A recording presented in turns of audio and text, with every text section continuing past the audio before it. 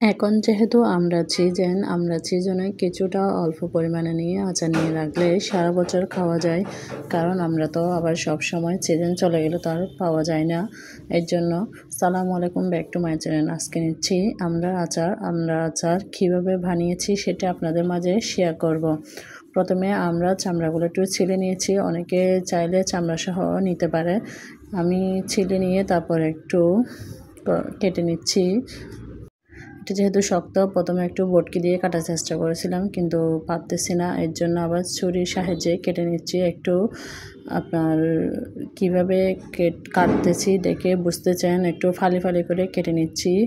এবার ফোড়াটাও কেটে একদম বিচিটা আলাদা করে ফেলতেছি না, একটু একটু আস্তে আস্তে রাখতেছি যাতে একদম ভেটকি হয়ে না যায়, একদম ভেঙে না যায়। যখন আচারটা নিব তখন একদম যাতে ভেঙে না যায়, এভাবে করে সবগুলো একসাথে কেটে নিয়েছি।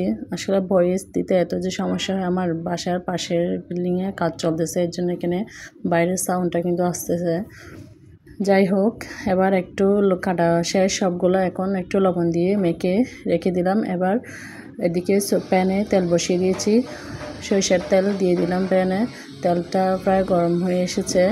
আচার যেহেতু তেলটা একটু বাড়িয়ে দিয়েছি, তার মধ্যে তেজপাতা, লং এলাচি দিয়ে দিলাম, দিয়ে একটু ডালচিনিও দিয়েছি অল্প পরিমাণে, দিয়ে একটু নেড়ে দিলাম যাতে নিচের দিকে পড়ে না যায়। তার মধ্যে এখন অ্যাড করলাম রসুন গ্রেট করা, দিয়ে একটু নেড়ে দিলাম। এরপর আবার অল্প পরিমাণে দিয়ে দিলাম আস্ত রসুন। আস্ত রসুনটা আচারের সাথে খেতে অনেক ভালো লাগে, আচার চেয়ে কিন্তু রসুনটা ভালো লাগে। আচার যেহেতু রসুনটা একটু বাড়িয়ে দিতে হয়, একটু এক্সট্রা দিলে এক্সট্রাভাবে খাওয়া যায়। এখন দিয়ে দিলাম গুড়, খেজুরের গুড়, তার মধ্যে দিলাম আদা, তারপরে অ্যাড করে দিলাম আপনার সরিষা বাটা অল্প পরিমাণে। আমার যতটুকু আমরা অতটুকু আপনারা যা যা পরিমাণ মতো দিবেন, স্বাদ মতো। এবার একটু নেড়ে দিচ্ছি। এগুলো যেহেতু একটু দলা থেকে গেছে, একটু গলতে একটু সময় লাগবে, একটু নেড়ে দিয়ে এবার এর মধ্যে ধুয়ে রাখা লবণ দিয়ে মাখানো আমড়াগুলা দিয়ে দিলাম। লবণ দিয়ে মেখেছিলাম যাতে আমড়া কষটা চলে যায়, এর জন্য দিয়ে এবার একটু ভালো করে উপর নিচ করে নেড়ে দিচ্ছি। এখন তার মধ্যে বাকি মশলাগুলি দিয়ে দিলাম চিলি ফ্লেক্স, যা যেভাবে ঝাল পছন্দ করেন দিবেন।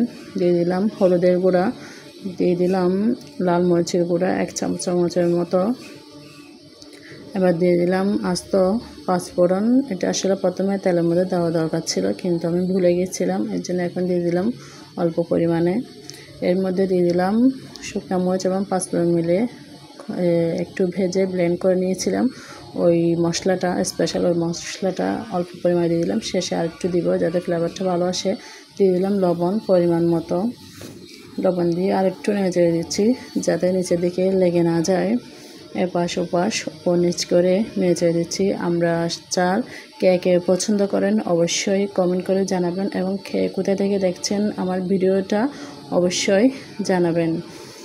এবার নেড়ে দিয়েছি, এই যে দেখে বুঝতে পারতেছেন একটু একটু মিডিয়াম হিটে করে এবার 10-15 মিনিট জাল করে নিব। ঢাকনা দিয়েছি, আবার ঢাকনা খুলে আর একটু নেড়ে দিচ্ছি কারণ নিচের দিকে একটু একটু লেগে যাচ্ছে, যেহেতু এটাতে কোনো পানি ইউজ করা হয় না আচারের মধ্যে, এই জন্য একটু নেড়ে দিলাম। এবার দিয়ে দিলাম একটু পিং লবণটা টক জাতীয় জিনিসের মধ্যে দিলে টকটা অনেকটা কমে আসে। এবার দিয়ে দিলাম ভিনেগার 2 চা চামচের মতো হবে ভিনেগারটা দিলে আচারটা বহুদিন ধরে ভালো থাকে। এরপরে আপনার দিয়ে দিলাম একটু পাঁচফোড়ন আর শুকনো মরিচের এই যে আচারের মশলাটা, ওটা অল্প পরিমাণে দিলাম যাতে স্বাদটা ভালো আসে, একটু ফ্লেভার বের হয় শেষের দিকে। এই তো আমার ফ্রাই শেষ। এখন আর একটু নেড়ে নিয়ে একটু মিডিয়াম হিটে আর লো হিটে জাল করে নিব। এই তো আবার একটু নেড়ে দিচ্ছি কারণ শেষের দিকে একটু লেগে যাচ্ছিলো। দেখেন একটু গ্রেভি ভাব চলে এসেছে, এটা আমার প্রায় হয়ে এসেছে। এই যে আপনাদেরকে খুব কাছ থেকে দেখানোর চেষ্টা করতেছি, এই যে দেখুন এখন প্রায় শেষ। এটা যখন ঠান্ডা হয়ে আসবে তখন আরেকটু গ্রেভি ভাব লাগবে, আরেকটু মশলাটা একটু গাঢ় হয়ে যাবে। আজকের ভিডিও কে কতটুকু দেখেছেন শেষ পর্যন্ত দেখলে অবশ্যই সুন্দর একটা কমেন্ট করে যাবেন।